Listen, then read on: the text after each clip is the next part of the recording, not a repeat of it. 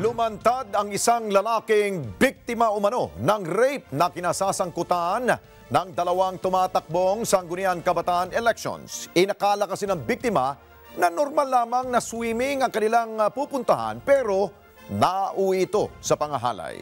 Si Erlo Bringas sa detalye.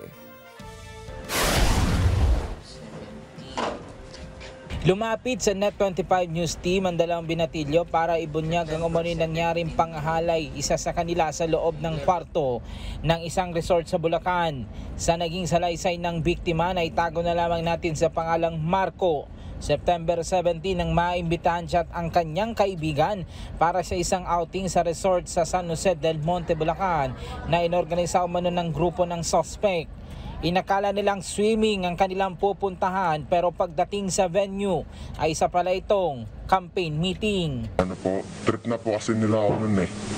Bale, naiisama na lang po talaga ako nun. Kasi napagtripan po nila ako, hinagis nila ako sa swimming pool po nun, nalala ko pa po yun.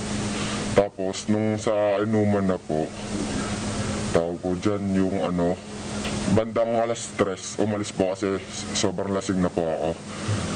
Yung mga tao nasa labas po, tapos konti lang nasa loob. Tapos yung natulog po ako, mga alas 5 po ata. Nanipungatan po ako, pilit ko po tumayo. Nakita ko po sila Opo, pinagtulang lalaki po nila eh. Dami po nila, 5 po sila. Ayon pa kay Marco, masaya pa nung una nang makarating sila sa venue pero madaling araw nang patulog na siya. Dito na raw naganap ang panghalay sa kanya ng grupo ng nag-organize ng nasabing event. Matapos daw ang event, nag-inuman sila ng malasing ang biktima. Dito na ito pinagsamantalahan ng 5 lalaking suspect sa loob ng isang kwarto sa resort. Hindi ko po magalaw yung katawan ko na po yun eh. Pero kahit di ko po magalaw yung katawan, nakikita ko po sila yung mga ginagawa po nila po.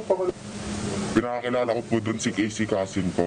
Tapos yung Ron Espiritu, tumatakbo po yung kagawad po. Tapos si Ronaldo Dayaw po. Tapos Eugene Franz po.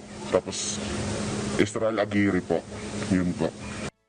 Ibinunyag din ng kaibigan ni Marco na itago na lamang sa pangalang Roberto na personal niyang nakitang ginawa sa kanyang kaibigan. Anya, pinagtulungan pa raw ang kanyang kaibigan ng 5 lalaki at dito na ginawa ang pangahalay sa biktima. Gusto lang po namin mabigyan po siya ng justisya po yung nangyari sa kanya. Kasi hindi naman po namin akalain na ganun yung mangyayari sa amin. Habol lang po talaga namin, banding magkakaibigan. Hindi po namin inaasahan na ganun yung mangyayari sa kanya po. At para patunayan ang kanilang alegasyon, nag-ayon sila ng reklamo sa otoridad at sa San Jose del Monte, Bulacan Prosecutor's Office. 5 kataong itinuturo ng dalawa base na rin sa na-file nilang kaso sa San Jose del Monte, Bulacan Prosecutor's Office.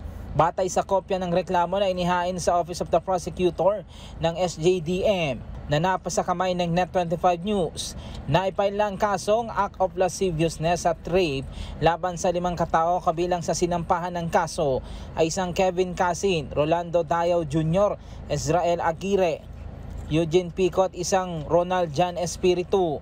Ayon sa biktima ay tumatakbo umano sa pagka-SK ng isang barangay ang dalawa sa mga ito. Hindi ko po magalaw yung katawan ko na po yun eh. Pero kahit di ko po magalaw yung katawan, nakikita ko po sila yung mga ginagawa po nila po. Pinakakilala ko po doon si Casey Casin po. Tapos yung Ron Espiritu, tumatakbo po yung kagawad po. Tapos si Ronaldo Dayaw po. Tapos Eugene Franz po. Tapos Israel Aguirre po. Yun po. Ron Espiritu po, tumatakbo kagawad. Si Butch Dayaw, Israel Aguirre, Eugene Pico, Casey Casin po. Opo, tumatakbo. Opo. Sinabukan po umano silang aregluhin o bigyan ng money compensation ng mga ito pero desidito daw silang ituloy ang kaso. Gusto lang po namin mabigyan po siya ng justisya po yung nangyari sa kanya. Kasi hindi naman po namin akalain na ganun yung mangyayari sa amin. Habol lang po talaga namin, banding magkakaibigan. Hindi po namin inaasahan na ganun yung mangyayari sa kanya po. Pangalang po sa ginawa nila sa kaibigan ko, hindi na po karapat dapat na maging leader yung ganun eh. Hanggang sa ngayon, wala pang pahayag ang sinasabing 5 suspect sa aligasyon ng biktima. Samantala, pinadalhan na ng sabpina ng San Jose del Monte, Bulacan Prosecutor's Office ang 5 inirereklamo para sagutin ang aligasyon laban sa kanila.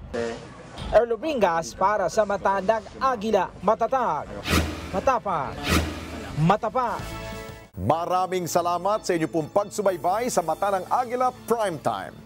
Para malaman ang matatag, matapang at matapat na mga balita, i-follow lamang at mag-subscribe sa @Net25 TV.